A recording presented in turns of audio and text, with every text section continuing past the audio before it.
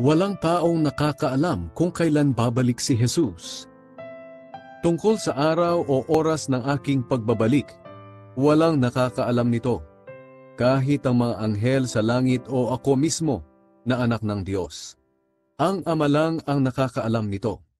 Kaya mag-ingat kayo at laging magbantay dahil hindi ninyo alam kung kailan ako darating. Maaari natin itong ihambing sa isang taong papunta sa malayong lugar. Bago siya umalis ng bahay ay binigyan niya ng kanya-kanyang gawain ang bawat aliping at saka binilinan ang gwardiya sa pintuan na maging handa sa kanyang pagdating. Kaya maging handa kayo dahil hindi ninyo alam kung kailan darating ang may-ari ng bahay.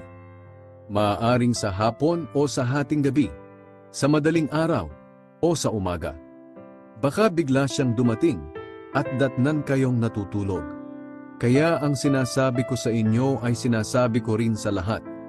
Maging handa kayo.